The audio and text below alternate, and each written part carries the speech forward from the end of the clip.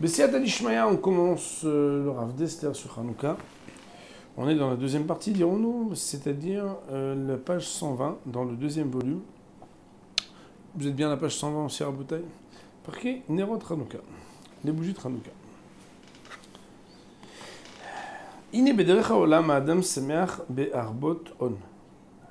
De manière générale, voilà que l'homme il est heureux, plus il a du matériel. On, ça veut dire des propriétés. S'il gagne 100 aujourd'hui, il est heureux. S'il gagne 100 demain, il est heureux. Il rajoute, ça rajoute dans sa joie. Et donc, plus il en a, plus il est heureux. C'est comme ça.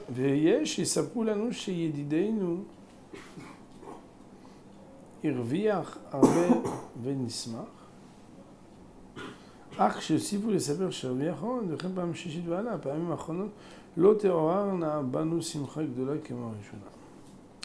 Et il y en a qui nous diront que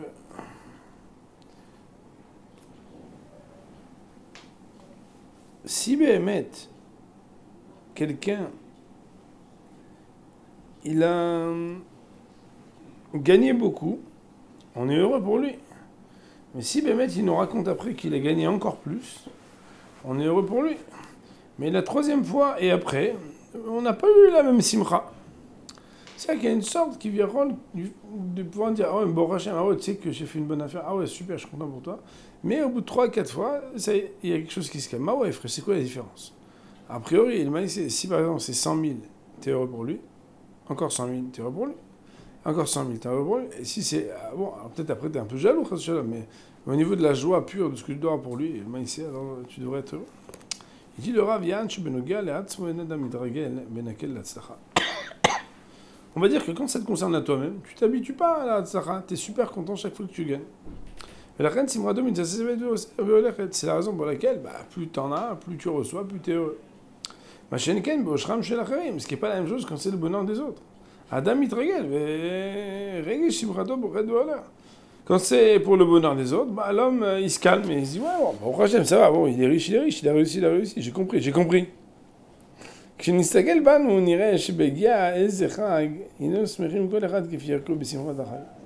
faut voir que la manière personnelle avec laquelle on se réjouit touche aussi le domaine des fêtes qui se présentent être dans le calendrier de la Torah. Ça veut dire que chacun, selon son niveau, il a une joie pendant la fête. Mais quoi qu'il en soit, on peut dire que cette fête-là, si par exemple elle a plusieurs jours, la progression de la fête ne fait pas que va s'ajouter de la joie pour chaque jour, et la kefierit regal nous,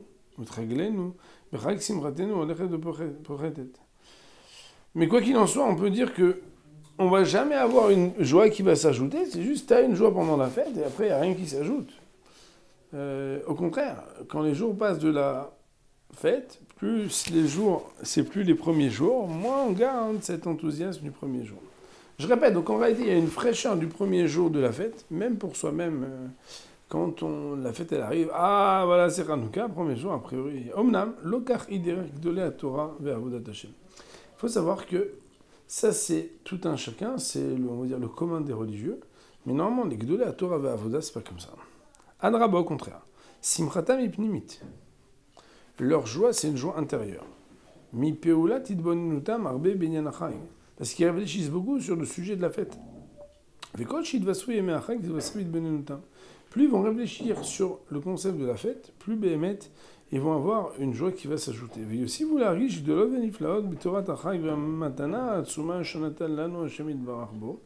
Et ils vont rajouter justement, quand ils vont ressentir les grandeurs et les miracles de ce qu'est on va dire la règle de cette fête et le grand cadeau que Shouch nous a donné, alors chaque jour va s'ajouter une joie supplémentaire. Je me rappellerai toujours de l'image sainte de mon maître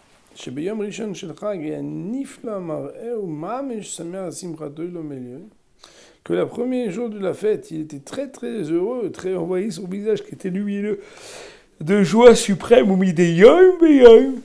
Excusez-moi. Alors que chaque jour, chaque jour était encore plus que ce plus déjà.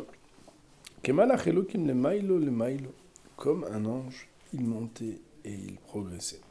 Autrement dit, on parle d'un truc ici bizarre qui s'appelle la progression d'un juif dans la joie qu'il a dans la fête, au fur et à mesure du déroulement et du déploiement de la fête, par rapport à quelque chose qui dépend de l'intériorité ou de l'extériorité. Comment est-ce que Béhémet, on va aller dans la profondeur à réfléchir à ce qui se passe, Béhémet, sur cette fête.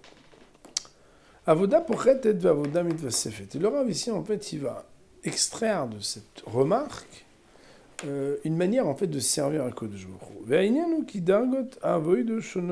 En réalité, le sujet il est que les niveaux de comment on sert à Kodesh Baruch Hu sont différentes. Autant il y a de juifs, autant il y a de religieux différents. Chacun il est Eved Hashem avec son style différent. Un bonhomme, il sert à Kodesh Baruch Hu de manière superficielle extérieurement chez le Lishma ou Melumada parce qu'il est intéressé ou parce qu'il est trop habitué à Avodat HaNefesh. Ve'im gam be'ergesh ou be'itlavut yavod. Juste dans les mots, yesh avodato chitzonit shelo lishma o melumada avodat hanefesh. Je sais pas qu'est-ce qu'il veut dire ici dans avodat hanefesh, on va continuer. Ve'im gam be'ergesh ou be'itlavut yavod. Et même si le bonhomme il vient et on va dire allez, il a un sentiment, il a un enthousiasme, avodat haruach. Donc nefesh ça veut dire par exemple le corps plus haut. Il y a nefesh ruach neshama. Donc il servait juste à Hashem le chitzonit, ça veut dire nefesh, ça veut dire le corps. Même si Béhémet, il a un certain enthousiasme, une joie, quelque chose, et on appelle ça Avodat HaRuach, c'est-à-dire qu'il a un esprit profond par rapport à la fête, Al-Kolponim, Avodat Chitzoniti, ça peut rester quelque chose de superficiel, mais que la voûte pour être voleur, qui fait rire, également. Parce que même si tu dis, ah, mais regarde, il a l'air super profondément heureux, ouais, profondément heureux, mais attends, regarde demain, regarde après-demain, en général, ça s'estompe. Pourquoi ? La première fois que tu mets des filles, t'es comme un fou. La deuxième fois, un peu moins. Ah, mais pourtant, c'était superficiel. Non, c'est pas superficiel. Il y a de l'esprit dans ce que je fais. Mais malgré tout, il y a quelque chose qui s'estompe. Ah, bah, dis, non, bah, allez, bah, là, je vais à Avodatam, Pnimit et Avodat HaNeshama. Mais il y a trois niveaux. Nefesh, Ruach et Neshama. Il y a des gens, hein, comment ils travaillent d'une manière tellement profonde quand ils servent à Kodesh Baruch Hu. Ça veut dire qu'ils font descendre dans leur cœur profondément ce qui est une action extérieure pour pouvoir la vivre au plus profond d'eux-mêmes. Et leur joie, en fait, dans le service, va que s'ajouter et grandir. Il a déjà dit, le Rav Simcha Zisen, donc le Savat Kelem, qui rochme à Chovel Alev, mitztarfim, que toutes les traces de ce qu'un homme il essaie de faire descendre dans son cœur, le fait de comprendre qu'est-ce que c'est une fête, toutes ces petites traces-là, elles s'ajoutent les unes aux autres. Aïnou Shekol, à Regesh, Mosif à la Kodamo. C'est que chaque fois que tu as un ressenti, ce ressenti, il accumule et il s'ajoute au ressenti que tu avais eu avant. Et donc ça va juste multiplier. Et l'homme, il va juste grandir. Plus quelqu'un, il a une vraie profondeur du ressenti qu'il a dans la fête ou dans la avoda.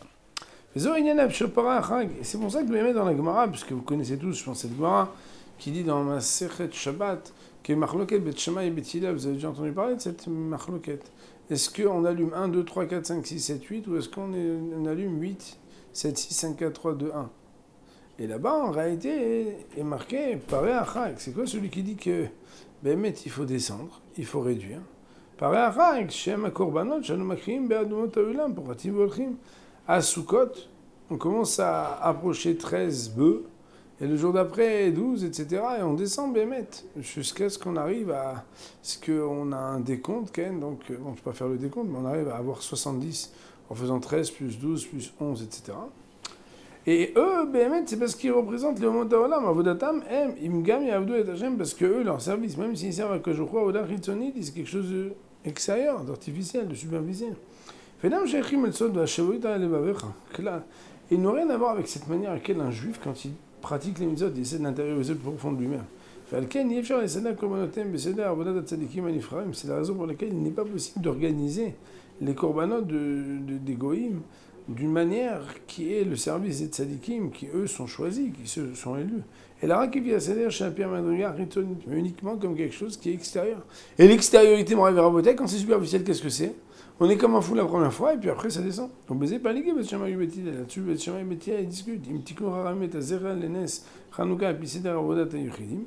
Ils ont dit, est-ce que Béhémet, quand on fait la misère de Hanouka, on doit parler du mitzvah qui est prise en compte par rapport à des yuchidim, ça veut dire des gens qui sont exceptionnels, et auquel cas, avoda pnimit, c'est-à-dire qu'il fait 1, 2, 3, 4, 5, 6, C'est-à-dire combien il y a de jours qui sont déjà sortis,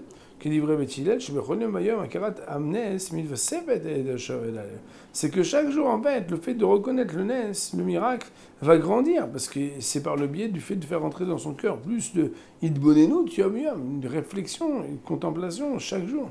Zogam, Omek, Geder Maalim Bakodesh, c'est aussi ce que ça veut dire quand on dit Maalim Bakodesh, Venam Mouredim. Il y a un concept qui dit on grandit dans le Kodesh, ça veut dire quoi, Rabotai? Grandir dans le Kodesh, ça veut dire c'est déjà Kodesh, ça devient encore plus Kodesh. C'est pas donné à tout le monde, Rabotai, d'avoir toujours la fraîcheur que même quand on est déjà religieux, on arrive à vivre les choses de manière profonde. Oneima, ou bien, on pourrait dire, et ça c'est bien Chitat Bet Shammai, l'opinion de Bet Shammai, Shata Konei Bead Aklal Kulo. On ne peut pas prendre pour référence des gens qui sont des gens exceptionnels. Il faut le faire pour tout le monde. Velken ou Kesede, hein. Afranat Abshudim, Shebeaona Ritanit. Et le grand peuple, le peuple, le large peuple d'Israël, c'est celui qui, malheureusement, il fait un travail qui est, on va dire, un petit peu superficiel. Et l'essentiel et on va dire, le summum du ressenti de l'accomplissement de la mitzvah, il est le premier jour, mais après ça descend. À ce moment-là, ça dépend combien il y a de jours qui sont encore à venir. Pirouche, ça veut dire quoi? Qui colle chez Yesh Od Yoter, Meachag, Lefanenu, Nichbad ou Lanu Yoter. Ça veut dire que dans cette vision-là, plus il y a encore des jours à venir, plus c'est important pour nous. Ce qui n'est pas le cas quand voilà, c'est les dernières heures de la fête. On ressent presque plus rien déjà. Qui od me ad v'yavor, parce que ça y est, c'est presque fini, il va terminer. Malheureusement, si on réfléchit bien et qu'on discerne ce qui se passe à l'intérieur de nous-mêmes, on devrait être honnête de se dire c'est comme ça qu'on progresse nous-mêmes. C'est de se dire que à la fin, on se dit bon alors, c'est quand ça se termine demain. Mais alors que le premier jour, c'est ah, Hanouka extraordinaire, ah, quelle fête magnifique, ah, Sukkot, c'est beau, etc. Et puis après, on se dit ouais, c'est fini, encore 2 jours, encore 2 jours. Ma pas. Et dit le Rav, si on regarde bien, c'est comme ça que ça se passe. Et donc cette dimension-là, elle est en parallèle de ce qu'on appelle les bœufs de la fête de Sukkot. Ça veut dire quoi? Piroucha avoda nemucha chitzonit kana. C'est-à-dire que c'est un travail qui est bas et qui est superficiel. Comme on l'a dit. Parce que les gars, ils ne peuvent pas dépasser ce niveau-là. Parce que chez eux, il manque ce point d'attache profond.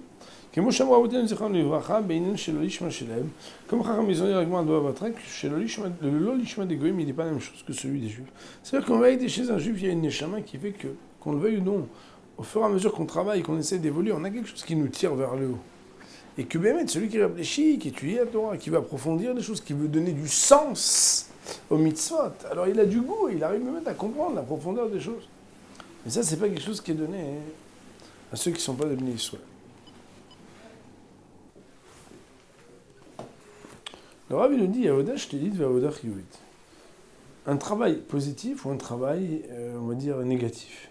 Shlilit, ça vient du ken de... Shlilit, c'est quand c'est quelque chose de négatif. J'ai dit à l'envers, travail négatif ou travail positif. Il dit là, il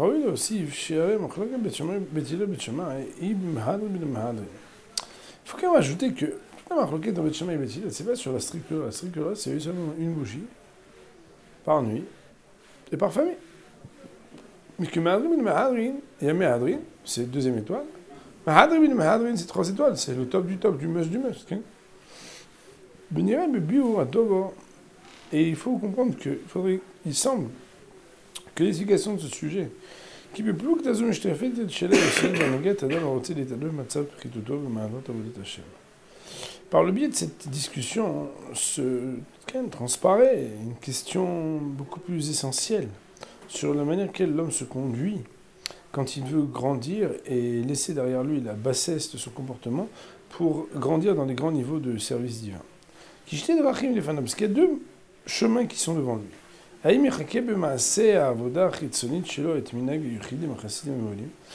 que extérieurement, il faudrait qu'il essaie d'imiter Yechake avec un coup, ça veut dire d'imiter par ses actions le service, même extérieur, de ceux qui normalement sont des gens très élevés.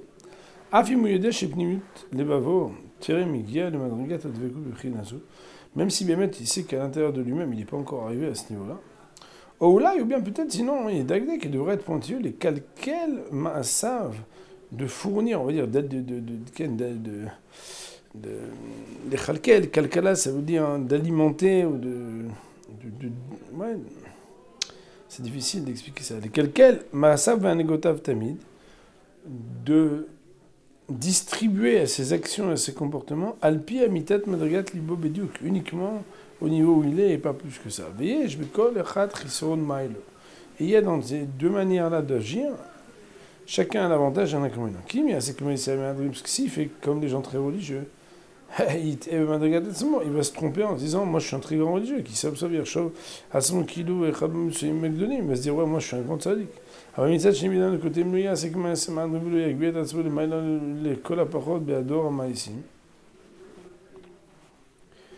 Mais d'un autre côté, si jamais il fait pas comme les gens qui sont très tzadikim et qui ne s'élèvent pas, alors Arebe il trafoute maïsim mitsuyani, mugam chitsoni, malul leipol odioter. S'il avance pas, il recule. C'est un grand principe dans la spiritualité. Donc si tu fais pas un peu plus que ce que tu es, alors le maïsé, à un moment ou un autre, tu feras moins que ce que tu fais déjà. Ni dans l'intériorité, ni dans l'extériorité, qui rive le maïsé. Parce qu'on sait que quand on se relâche dans nos actions,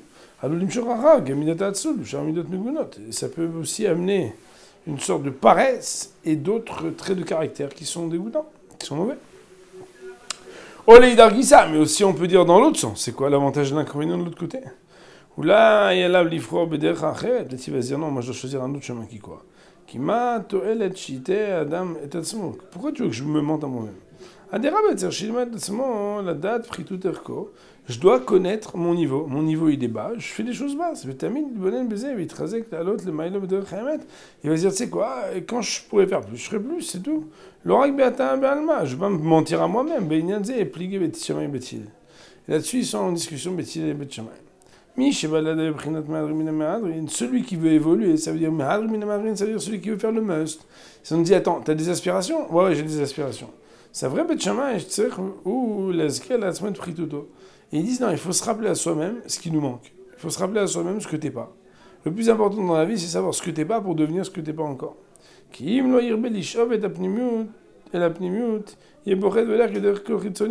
Parce que si de toute façon tu fais quelque chose extérieurement qui n'est pas au niveau de ce que tu es, tu vas de toute façon te réduire. Parce que ce sera que extérieur à toi, donc il n'y a rien à l'intérieur.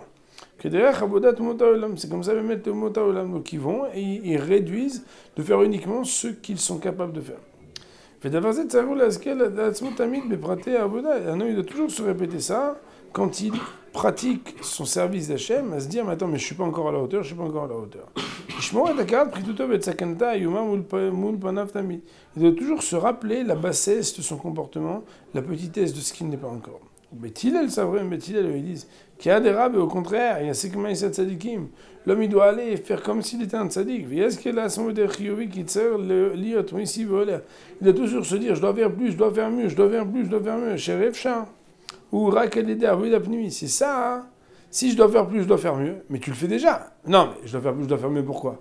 Parce qu'il faut qu'il n'y ait pas d'écart entre mon intériorité et mon extériorité. Donc je dois faire plus, je dois faire mieux. Ça veut dire que même si mon action extérieure elle est très haute, mais mon sentiment et mon conditionnement intérieur, il n'est pas encore à la hauteur. Et comment un homme, il va être critique envers lui-même alors que ses actions sont au top? Les Etzar Shilmad Moussa. Il faut étudier la morale vers Zor Veilmad. Et qu'il recommence et qu'il reconduise une étude de Moussa à des levavo et madrigato à Pechuta.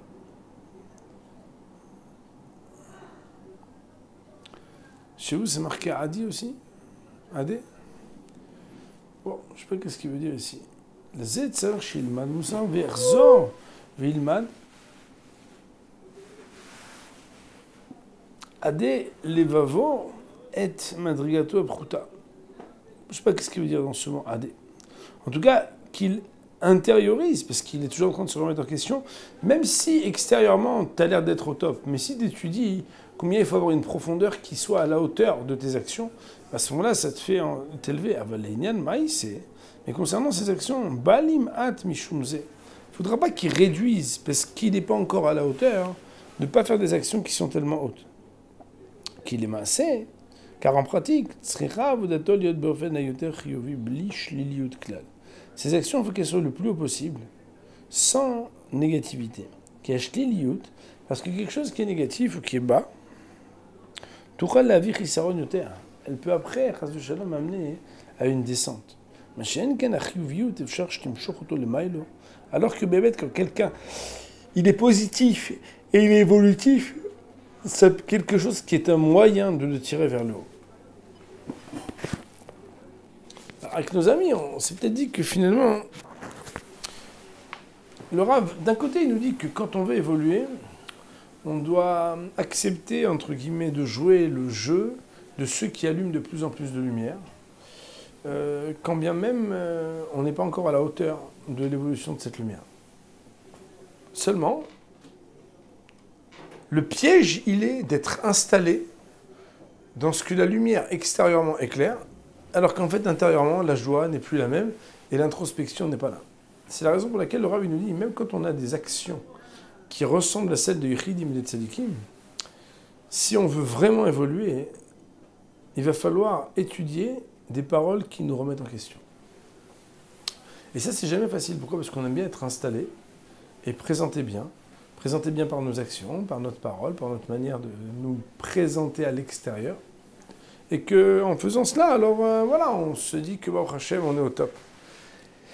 Et c'est pour ça que des fois, en fait, on aime faire des actions, mais remettre en question notre intériorité par des paroles de Moussa, hein, c'est très difficile. C'est pour ça que des fois, par exemple, on aime bien aller à un cours de halakha pour savoir comment faire. On aime bien aller à un cours de Gemara pour savoir comment pouvoir parler de Torah. Mais un cours de Moussa, on va être remis en question pour savoir où est-ce que tu n'es pas à la hauteur et comment est-ce qu'il faudrait que tu te corriges. Dès qu'on dit aux gens qu'est-ce qu'ils doivent faire et surtout qu'est-ce qu'ils ne sont pas, alors c'est difficile.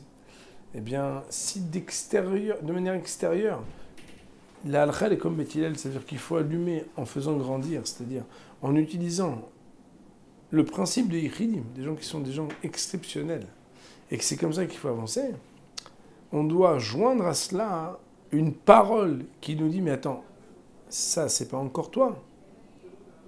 Tu es en décalage avec ça.